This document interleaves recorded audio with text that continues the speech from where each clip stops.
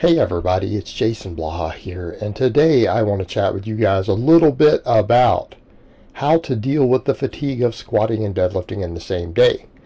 Now, I'm one of the people who promotes upper lowers, right? I promote upper lower, and it's what I put almost all my clients on. I also promote conjugate training. So how do we deal with it with conjugate is going to be very different than how, say, my novice lifters deal with it. And I think people will be surprised how we can deal with it with novice lifters. Well, first of all, my novice guys, it becomes a non-issue on fatigue because we don't pull maximally. In other words, we do box squats and usually sumo deadlifts. If they can't do sumo, I may have them do conventional. A lot of times I'll have them do snatch grip or deficit deadlift if they're not built to sumo, or I'm unhappy with their sumo form. Well, those are completely different from a fatigue management perspective. In other words, we don't squat and deadlift really like as we think of as the traditional squat and deadlift in a heavy manner on the same days. They do submaximal singles, right? We might pull everything less than 90%. Might be 90% or less of their max, usually less, for single reps.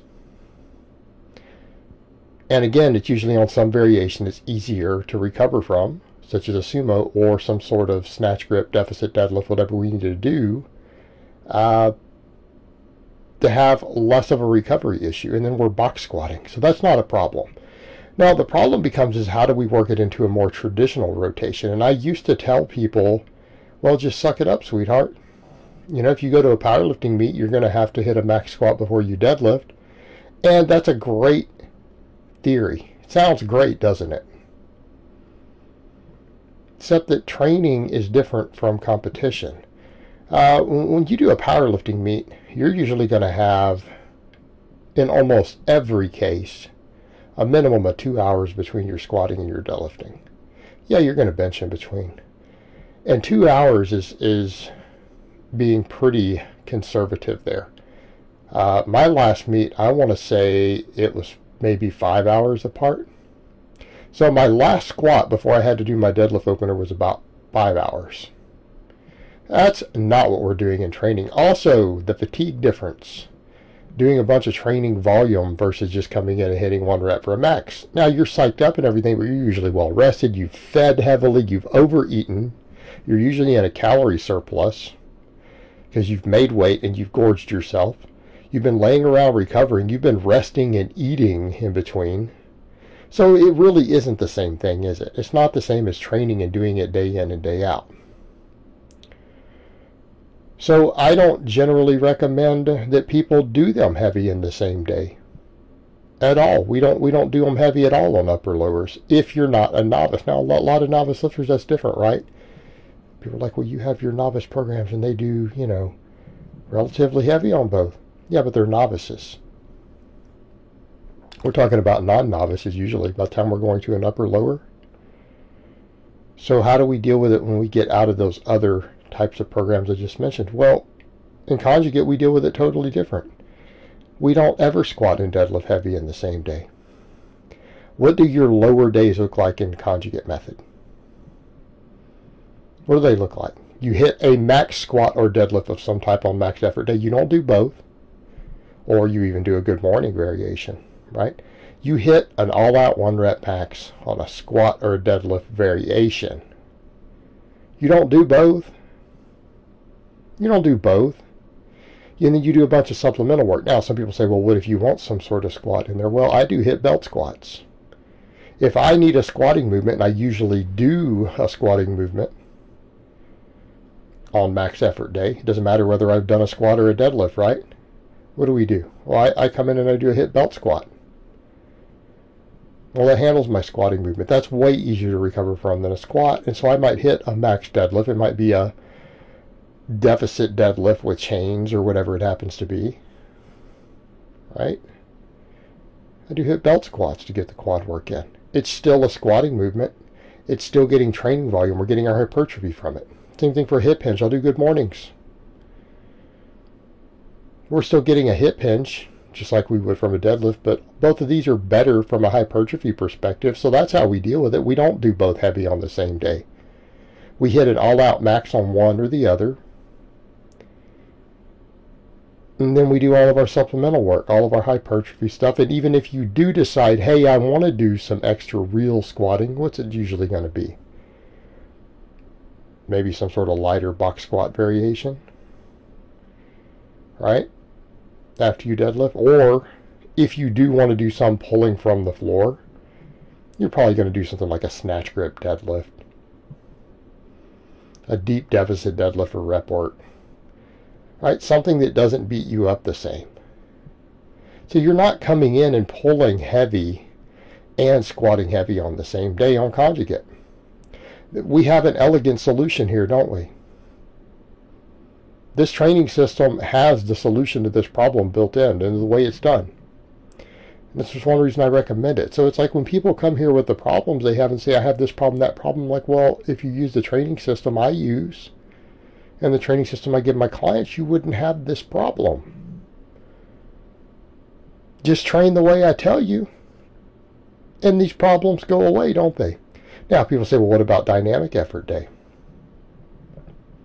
You do both on those days, you're absolutely right. We do both on those days. But on the recovery side, it's not the same. They're not heavy. All right, so let's assume you're using bands or chains or whatever. You're going to do a box squat for a bunch of doubles with 50% of your max and 25% of your max and band or chain tension thrown on. That means at the bottom it's just over 50% of your max and 75% at the top. Just using that as an example. For speed, for compensatory acceleration off of a box, and box squats are easier to recover from. Okay, and speed work is easy to recover from. It's very taxing while you're doing it. You get fatigued, your heart rate goes way up, you sweat. It's very taxing from a cardiovascular perspective. It's a lot of work density, but it doesn't beat you up, does it? Okay. And our issue is always, but deadlift performance suffers after a squat. Well, not on speed work, because you do the same thing. You're going to come in and do what? Like I did right there, deficit deadlifts, you see me doing. I've got 50% of my deficit max on the bar and 25% of my deficit max in chains. Right? I usually pull about 575 off of the deficit. My normal deadlift is 615. Okay? You pull a single as hard and as fast as you can, and I did like 10 of them on that workout where this was filmed. Did 10 singles.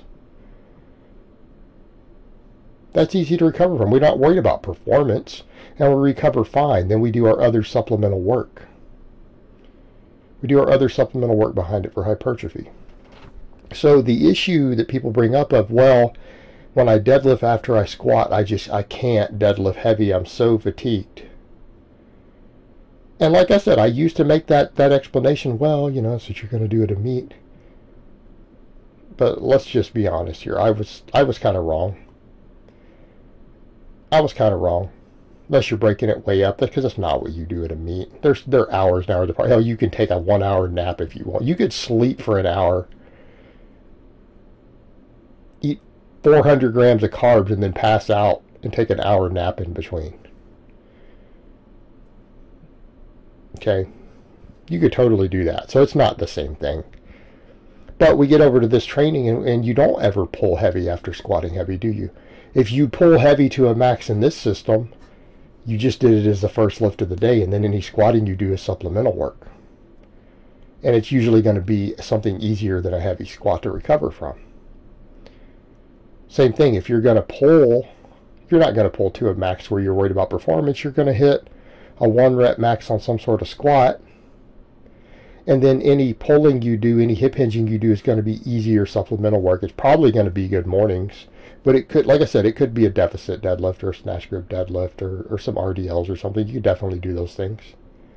But it's not going to be a heavy deadlift to where we care about our performance.